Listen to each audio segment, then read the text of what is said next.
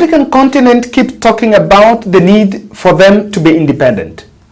And one of the biggest complaints that African presidents have always been raising is the fact that despite the fact that this region, or rather the continent, is endowed with natural resources, these resources get smuggled out of the continent and then come back as finished products at very exorbitant prices. And so the African CEO Forum that was organized in Rwanda, attended by President Ruto, showed the nation what exactly is William Ruto's ambition in heading to the United States of America. And in this podcast, I want us to look at the discussion, because clearly you could see how President Kagame differed with Ruto on a number of issues that William Ruto is supposed to go and discuss with Biden in the United States of America. But I just want to compare something on the foreign policy projects, or rather the foreign policies of the two countries. Kenya is supposed to send 1,000 troops to Haiti in a United States-backed mission to restore peace in the Caribbean nation. And the 200 soldiers that are going to leave the country, the first batch, are supposed to leave next week on 23rd. So Kenya is going to receive billions of dollars from the United States of America so that they can dispatch their soldiers to Haiti. On the other side, Rwanda is also receiving immigrants from Britain and is also going to receive some very good billions from Britain. Remember, that was an offer that was also given to Tanzania amongst other countries, but Tanzania rejected. But I just wanted to compare just on that. Ruto is going to fly to the US, and when you listen to that discussion in Kigali, there is a point of AGOA. United States created AGOA. AGOA is African Growth Opportunity Act, which allowed the countries in sub-Saharan Africa to access the US market duty-free.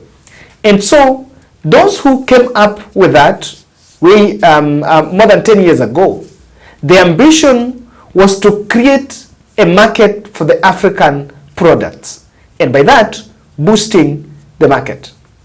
And while President Ruto is saying that he's going to the US to lobby for the extension of AGOA so that it's extended in terms of the timeline and other countries, Kagame seems to be reading from a different script and is saying that it comes with many restrictions.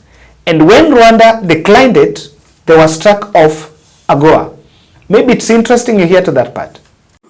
Thank you for giving me a minute to add to what President Ruto is saying, which I entirely agree with. And it's good that we have such a voices maybe being invited to the table so they maybe represent us there very well. That's exactly what I mean. I wanted to clarify the level of hypocrisy and all kinds of stuff we have to deal with. The president mentioned the AGOA. You know, Rwanda was beneficiary of AGOA. Not any longer. We were struck off the list of the beneficiaries. You know the reasons? Simply because we wanted to promote, develop textiles industries here to make our own garments.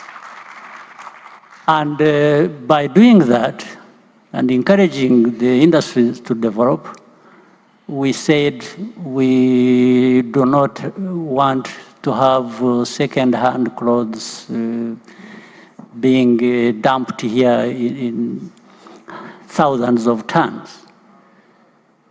Just for saying that, and later on trying to implement that, you know, they forced it upon us. They say, you must accept these second-hand clothes.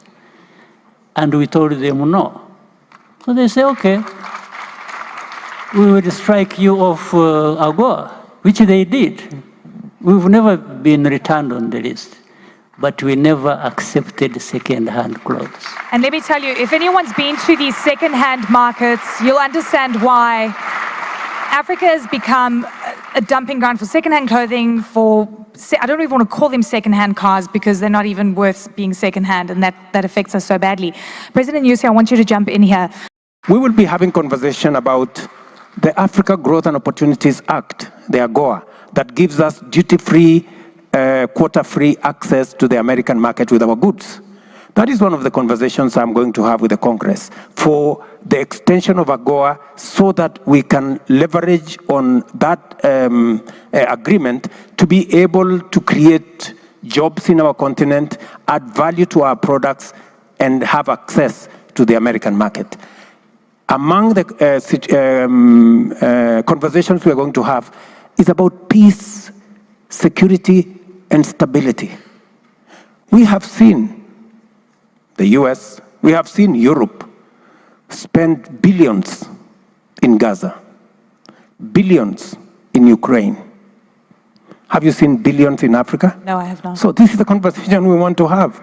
I mean, we have issues in Eastern DRC. We have issues in Somalia. We have issues in Sudan. We believe that a proper partnership should be structured between Africa through the AU, with the US, with the EU, on how stability matters wherever that is. And it really is painful. You know, the criticism and the hypocrisy that we see from the West in particular, that is particularly painful to hear a lot of the time, you know. President Ruto, I want to ask you this, and you're going to the United States to meet with President Biden, the first official African state visit since 2015. The US Commerce Secretary says the US is the best partner for Africa, but there is a jostle for Africa. The US, Europe, China, Russia. Who is the best partner? What's the vibe? The best partner is Rwanda.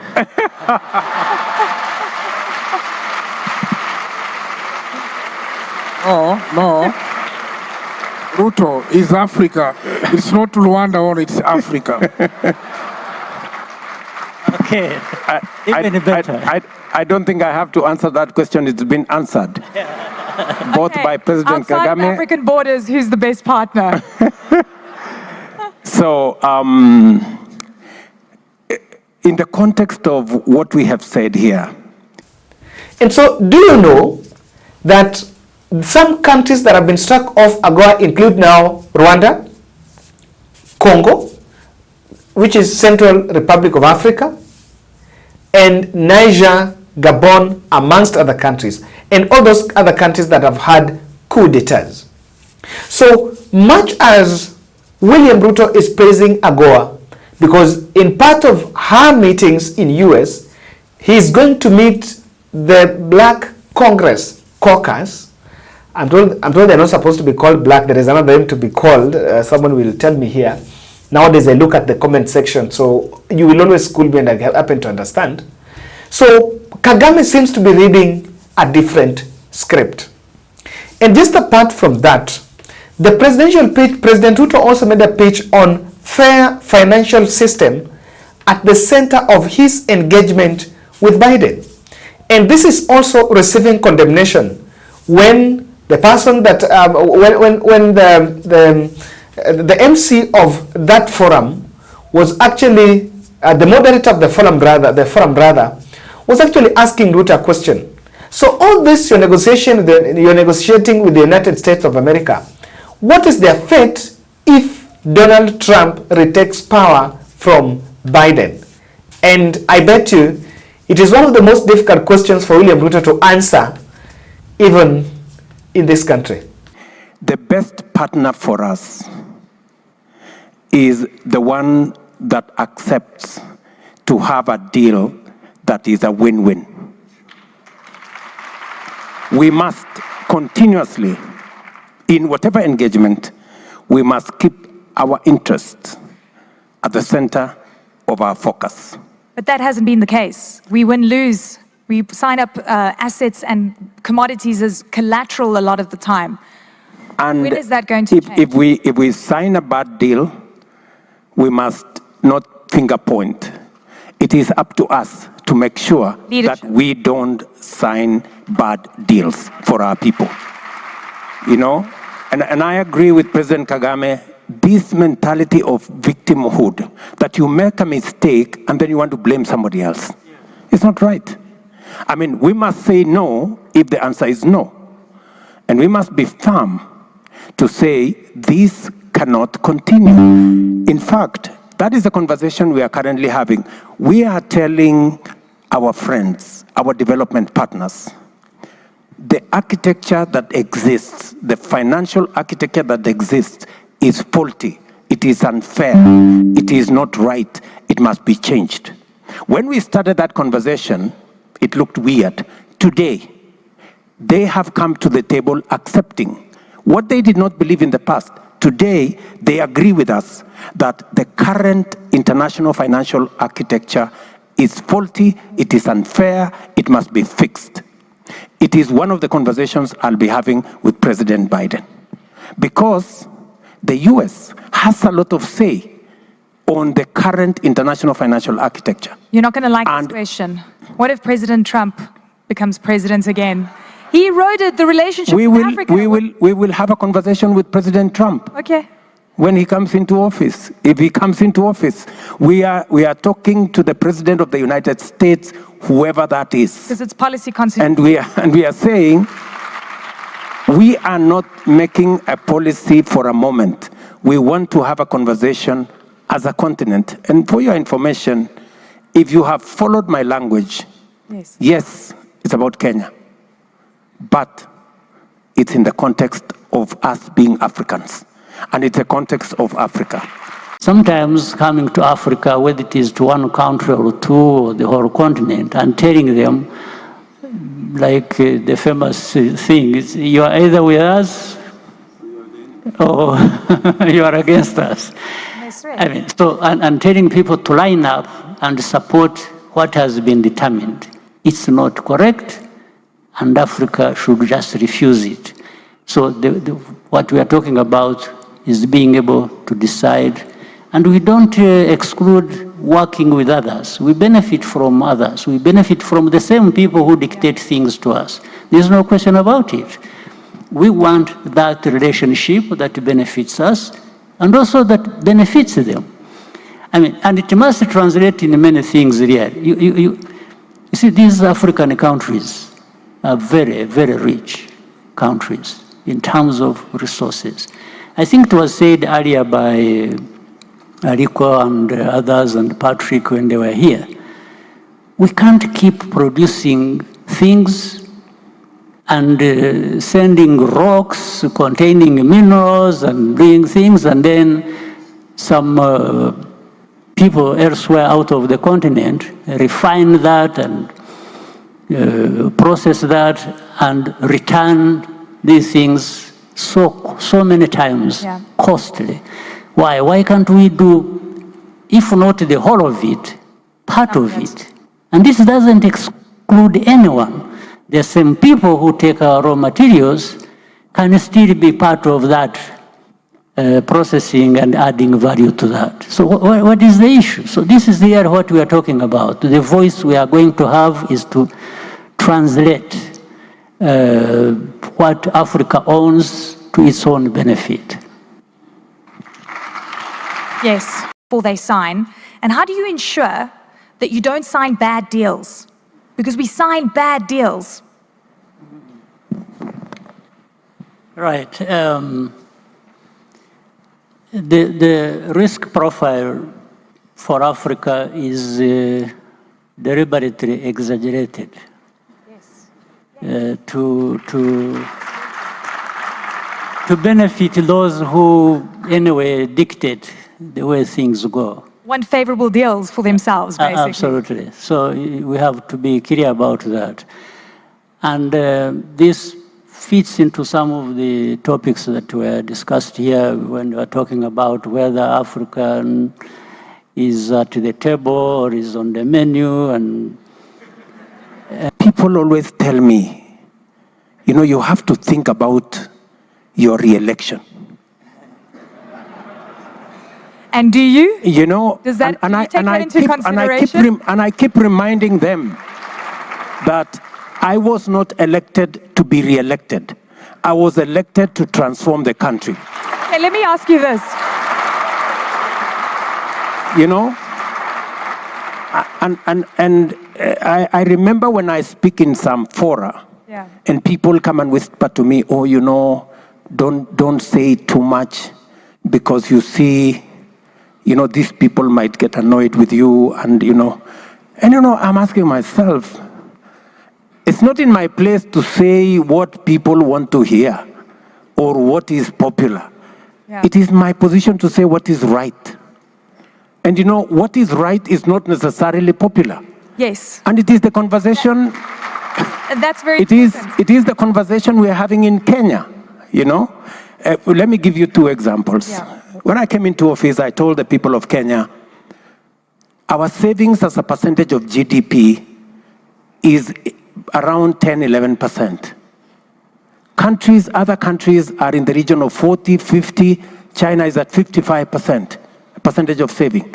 We were saving 200 shillings every month, every Kenyan, in our National Social Security Fund. I said we must change this. We changed it. Now every Kenyan pays 6% of their salary. Their employer pays 6% of their of an equivalent into our savings. And I promise you, what is happening now is that our Social Security Fund, which is about 320 billion Kenya shillings now, we are going to double it, and we have saved that 320 in 60 years. But we are going to double it in 4 years because of the decision we have made. You've had to take tough decisions. Let me tell you one more thing. Okay. We agreed with the people of Kenya that housing is a problem. We have 7 million Kenyans living in slums. We have 1,410 slums in Kenya. People living in squalor, without water, without electricity, without anything. And I said, we must have a paradigm shift. Everybody agrees that we need to invest in housing. In fact, let me tell you this. Both the manifesto of the party I lead and the manifesto of my challenger, both of them had housing. But when it came to implementation, the uproar was unbelievable. But I said, people, we had this in our manifestos, we're going to implement. Let me tell you the good news. We have now 120,000 housing units under construction in Kenya. It is my intention to get 1 million Kenyans homeowners in the next 5 years. And so, you could hear more about the ambition. And I think if you ask me, the reason why the president honored the invite to Kigali was because it will give him an opportunity to make a pitch on his mission in the US. And he delivered what, according to him, how the US trip is going to be of relevance to Africa. Critically important, while he's talking about fair financial aid, Paul Kagame is saying that Africa should try to have a candid discussion between aid and money market. Which one is best? What is captured as aid comes in the continent with a lot of restrictions. I want us to look at why the points of differing, the interpretation of William Ruto and Kagame differing on the US hypocrisy. But before we do that, I think there's been much of the talking in Africa about what they need to do. So the sharp minds in Africa and the African presidents have always come out with very poetic speeches on what exactly needs to be done. But crystallizing this into action points and be able to execute them still remains a big problem. The Africa is complaining that the raw materials are being taken out of the continent and they come back as finished products, at very huge prices. But there seems to be little being done just to curb that.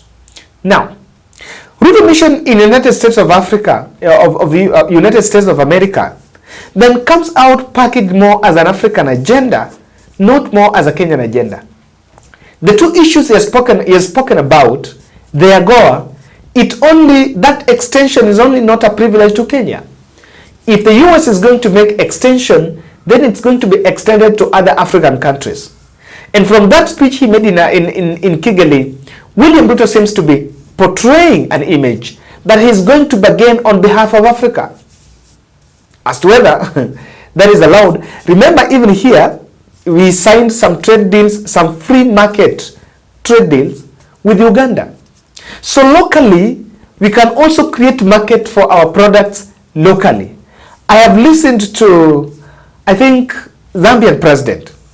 He was saying, and he was asking during the Soil and Fertilizer Summit in Nairobi, he was asking why Africa is buying fertilizer in Europe and there is a big fertilizer farm, big fertilizer processing company in Zimbabwe. Why is it? What can I give you? Money.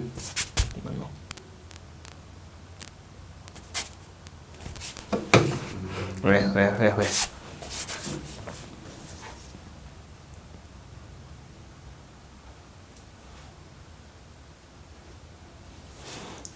So these are questions that have always been raised.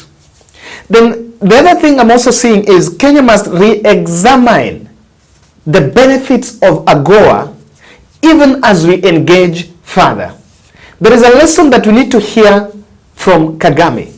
Kagame is saying that he declined that Rwanda was not going to be a dumping site for second-hand clothes in the country. And so we also need to find out, much as AGOA is hyped as increasing the Kenyan market for the African goods, but it's some give and take. What exactly are the benefits of trade in AGOA to the Kenyan country? Because if the other person is saying, I declined, does it show that Africa, the US, turns East Africa, or rather these AGOA nations, the nations that are benefiting from AGOA, as just dumping sites for substandard goods? And that is, I think, a point that we need to grasp from Kagame. Number 3, the African-US relations are at big stake. And that moderator was asking William Ruto a very candid question. How about if Trump is re-elected? What will happen? I think that question is very bold. So even as we engage for prosperity, for deals, we also need to find out what exactly is the fate of these agreements if Trump grabs power from Biden. I don't know what you think. I don't like Trump. Not for any reason, but I just find him a bit too ruthless. Sometimes in leadership you cannot just be too ruthless. But I don't know what you think. Guys in the US can tell us. Is Trump gonna win? You know, is Trump gonna win, or Biden will retain it? Thank you.